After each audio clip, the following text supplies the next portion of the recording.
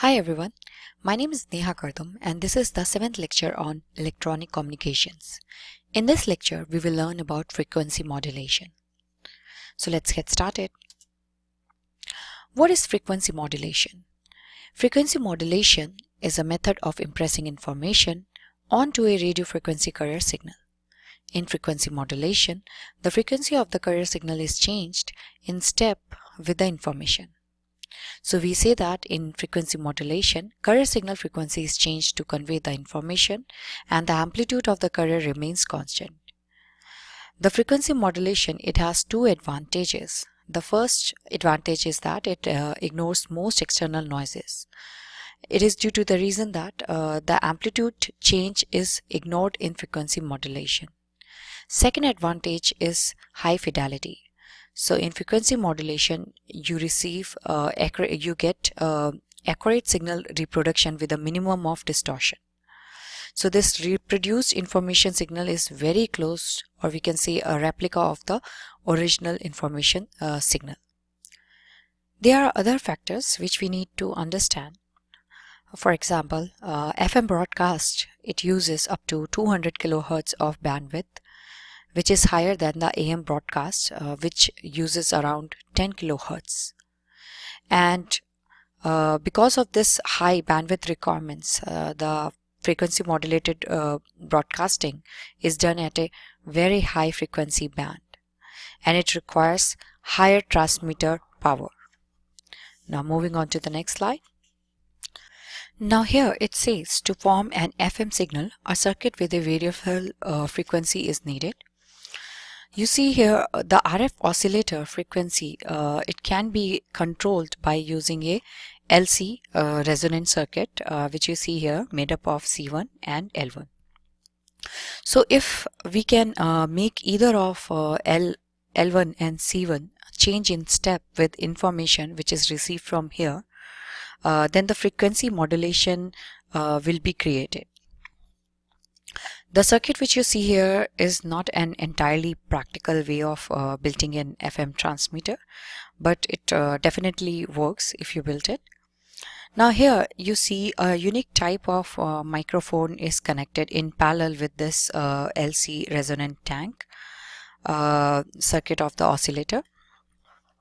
And this microphone, or we can say mic, it has two metal plates separated by an insulating air. One of the plate is very thin and it is made up of aluminum foil, and this plate is free to vibrate back and forth when the sound strikes on it. And when the sound basically strikes on it, the capacitance of the microphone changes in step with the sound. Thus the total tank capacitance varies in step with the information signal received. Now here, varying the tank capacitor, what will happen? The changes in the resonant frequency will take place, and in turn this changes the oscillator frequency. And when microphone plates gets closer, the total tank capacitance increases and resonant frequency decreases. Whereas if these microphone plates are apart, then the total capacitance will decrease and causing the oscillator to increase in frequency. So this is based on the formula you might have seen, which is C is equals to epsilon A by D, and where A is the area of the plate and D is the distance between the plates. So if you increase the distance between the plates, then the capacitance decreases, and if the plates are closer, then the capacitance increases. Now here it says the frequency of the RF oscillator above is controlled by LC resonant circuit. Sound causes the capacitor of the capacitor microphone to vary, which changes the resonant frequency of the tank in step with the information. So this is the same thing which we have discussed. Now moving on to the next slide. Now here you see the information signal, which is our main message signal. and the other signal represents the frequency modulated waveform. And this waveform has a constant amplitude, if you notice, and the only thing which is varying here is the frequency. So you can see how this signals are varied in the frequency with constant amplitude. So here, when the information is positive, so this portion shows the positive information when it is running in the positive half cycle. At that point, the FM signal frequency increases. So you notice that when it is positive during this time, FM signal frequency increases, and the cycles of the carrier waveform are squeezed, you can see here, close together. And when the signal goes in the negative half cycle, or we have the negative when information is negative, then what will happen? FM signal frequency decreases. So you can compare with the positive one how it is closed together, and here they are very far apart. So here you see the signals are spread out. Now here at the bottom you see all these terms which says frequency is equals to FC, where FC is the carrier frequency, and where it says, and the second it says F is equals to F max, where F max is the maximum frequency, and again here it says F is equals to F minimum, where this is minimum, and here it was maximum. So here this FC is the carrier frequency. So whenever the information signal is passing through 0, the frequency of the waveform is equal to the carrier frequency of the transmitter. So at this point we have this F is equals to FC, and here also we have this F is equals to FC, and here also we have F is equals to FC. Now what is F max? F max is when the information signal goes to its maximum positive value, the instantaneous carrier frequency becomes maximum, and F minimum occurs at a negative peak, as we have seen. Now this says the instantaneous frequency of the FM signal depends on the voltage of the information signal. Positive intelligence is represented by frequency increase, and negative information by a frequency decrease. Now this slide talks about the deviation, and deviation is the peak frequency change by the information signal, and it is given by this formula which says del is equals to F max minus FC, or del is equals to FC minus F minimum. Both of the equation will give the same results. The FC normally basically swings equal above and below the center frequency. Here this delta you see, it plays important role in determining the bandwidth of an FM transmitter. So it's useful to calculate this delta. Now here in this picture you see the information signal, and you see FM waveform, and this represents the instantaneous carrier frequency. You can see how the instantaneous carrier frequency is different throughout the waveform. Here it is 100 kilohertz, and then 105 kilohertz, 195, and 100 kilohertz. You see there is a constant deviation in the frequency. So by this formula we can calculate the deviation. We know that at this point we have frequency is maximum, which is 105, and then we have this point where our frequency is equals to carrier frequency. So we can basically subtract these two values and we can get the deviation. So for this particular case the deviation will be 5 kilohertz. We can calculate this deviation using this formula also, which means subtracting these two values, then again we will get the same deviation. Now what controls the deviation? So the voltage or amplitude is basically responsible, and it controls the deviation. So if your information voltage signal increases, then the deviation also increases, and if your information voltage signal decreases, then the deviation also decreases. And the voltage information is also related to the loudness. So if increasing the volume of the sound at the transmitter side, then it will also increase the deviation produced. Now let's see an example. If an FM transmitter is deviating 10 kilohertz with 5 volts of information, what deviation will result if the information is increased to 10 volts?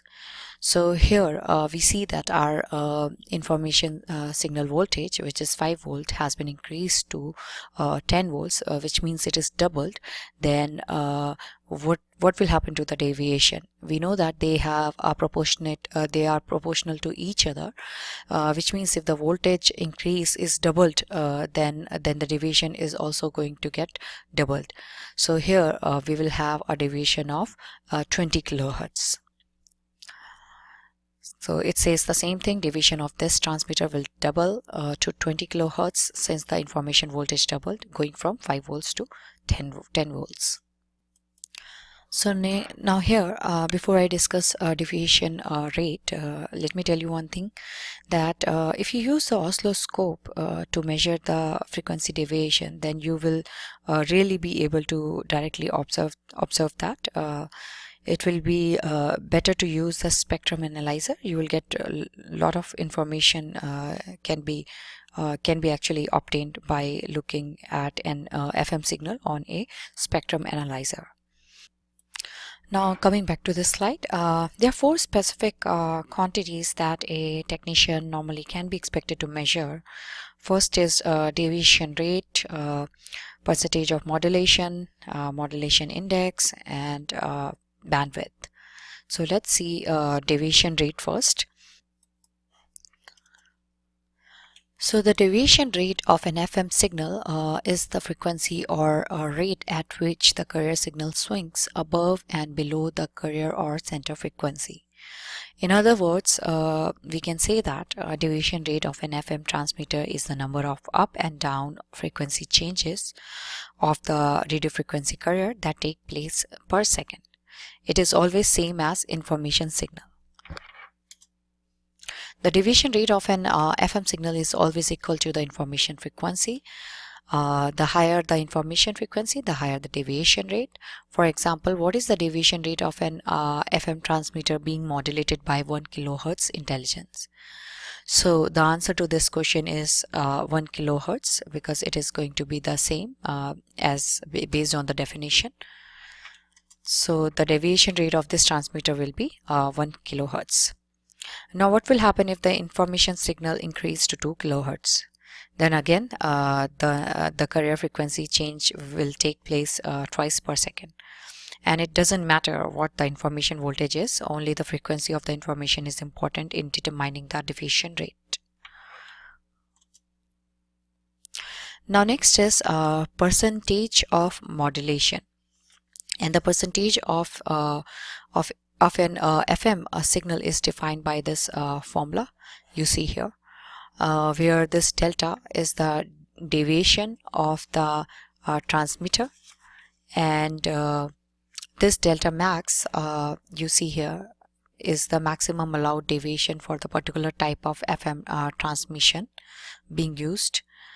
And for FM broadcast, this del max is basically 75 kilohertz, and for sound portion of an analog TV signal, an FM carrier is used with del max of 25 kilohertz. So it's the same thing. FM broadcast, which is in this range, has a maximum deviation of this, and other application they have typically in between this. And for communication frequency modulation, such as emergency services and amateur radio, they commonly use this del max of around 5 kilohertz. In this, high fidelity isn't a strong design goal for any kind of, for example, voice communication. Now Now next is, what is the percentage modulation of an FM broadcast transmitter that is producing 37.5 kilohertz of deviation? So if so here in this case your del max is going to be 75 kilohertz, and del is given already, which is 37.5 kilohertz. So the percentage of modulation, if you calculate, then it will come around 50%. So the transmitter is 50% modulated. Now next is the modulation index, and it is defined as the peak phase shift in radians introduced onto the carrier signal by the information. It is calculated by this formula, mf is equals to delta by fm. So in other words, we can say that FM modulation index, it is a measure of how much phase shift is being imparted to the carrier wave by the information. So anytime we change the frequency of a waveform, we create the same effect as an increasing phase shift. Here you see FM, MF is basically the frequency FM modulation index, stands for FM modulation index, and this del is the deviation, and this FM is the information frequency in hertz. So this MF basically it is a good measure of how strongly we are modulating the carrier, and it is also helpful in calculating the bandwidth of the FM signal. Now here a caution. This FM modulation index is not the same thing as percent modulation. So we discussed in the amplitude modulation, they were the same thing, but here they are completely different. So you need to keep this thing in mind. Now next is FM in the frequency domain, and you see here an FM signal, how different it looks like. And if we frequency modulate this 100 kilohertz carrier with a 5 kilohertz information signal, then we will get a waveform like this in the frequency domain. So here you see these sidebands which are generated, lower sideband and the upper sideband, and these sidebands generation, they go, you can see, from negative infinite to positive infinite, and stepping by 5 kilohertz as they go. In theory, FM signal always has an infinite number of sidebands, and it requires an infinite bandwidth to represent. But we don't have to worry about all the sidebands we see here, because as we get far away from the carrier, these sideband signals, they will tend to get weaker. So let's read here. When a carrier is frequency modulated and infinite number of side frequencies are created, these appear at multiples of FM above and below the carrier frequency.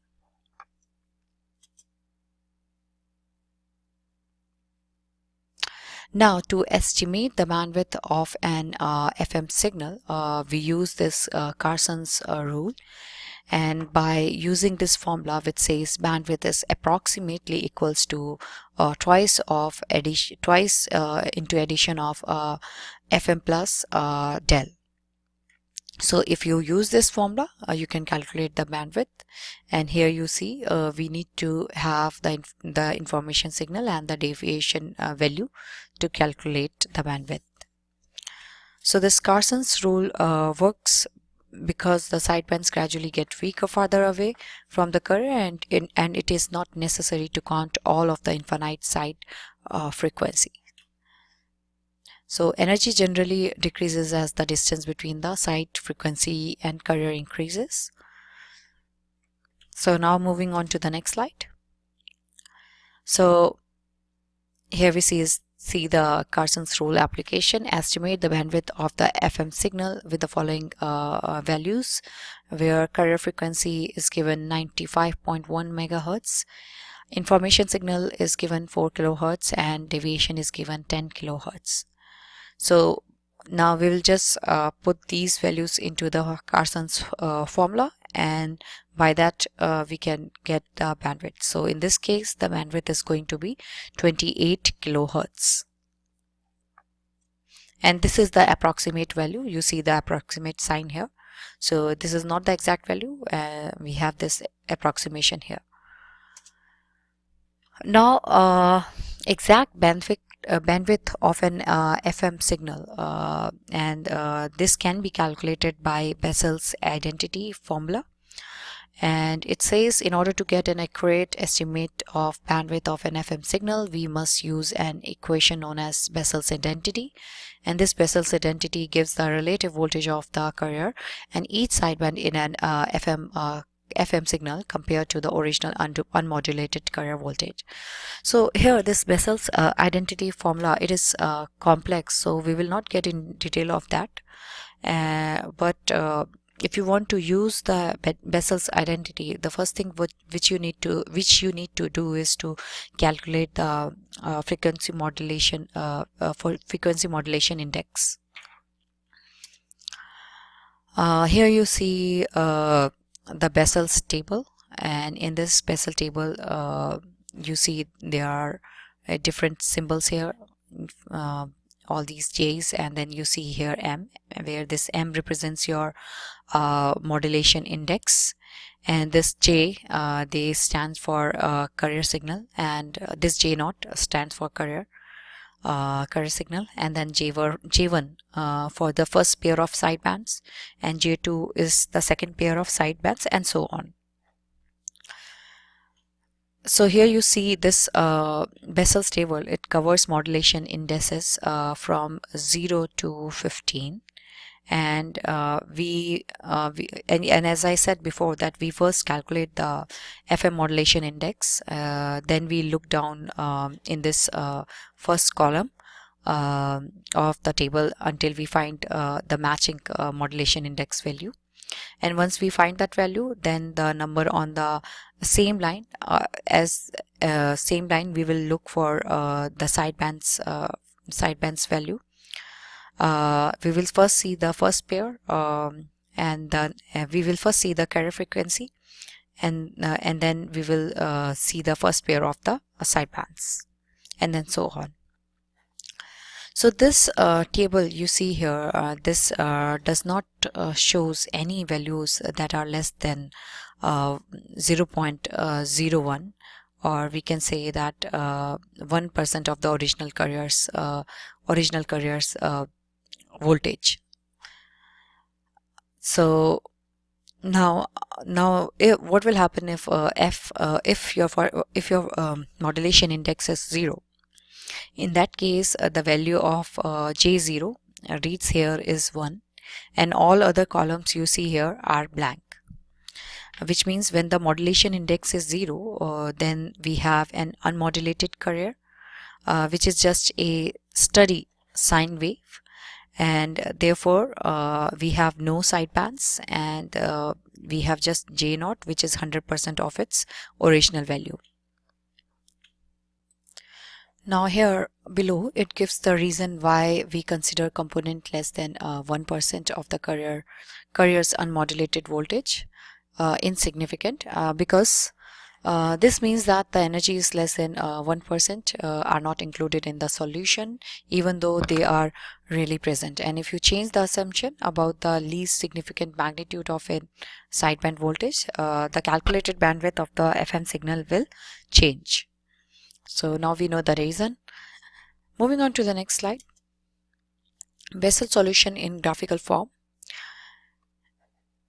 And here here we see this represents the modulation index in radians, and this vertical side, this represents the normalized amplitude.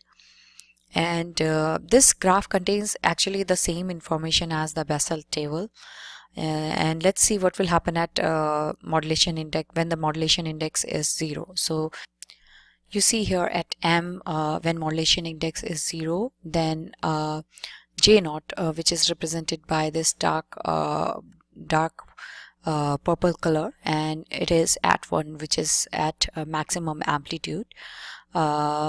And whereas the other sidebands you see here, they are all starting at 0 at this modulation index value, and as the modulation index increases, you can see as it further increases, you can see that the carrier strength becomes weaker as more sidebands are added. Now this says this another way of looking at the Bessel solution data. Each curve in the plot above represents one of the signal components. What happens to the G naught at an index of 2.4 and why? So here we observe that at 2.4 index, our G naught is basically equals to 0. Here the carrier energy is basically totally disappears, and this is referred to as the first null of the carrier, and you can observe this easily on the spectrum analyzer, and therefore you will know that the index is exactly 2.4 if you use it if you measure it through the spectrum analyzer, which is actually a very useful information when measuring the performance of a transmitter. Now if you see further, you will notice that as the modulation index increases above 2.4, the carrier frequency, the carrier energy, basically this comes back, and the dips below the 0 here indicates the phase inversion. And if you notice that the carrier never gets stronger than 40% of its original value, and as the modulation index increases to about 5.5, then we see another carrier null here. Now moving on to the next slide. So here we see the summary, so I'll just quickly read all the points. FM signals are created by changing the frequency of the carrier in step with the information signal. The deviation of an FM signal is the maximum frequency change induced by the information. The amplitude of the information controls the amount of deviation. The modulation index of an FM signal is the peak phase shift induced in the carrier in radians, and the bandwidth of the FM signal can be estimated by Carson's rule. So all of these we have covered.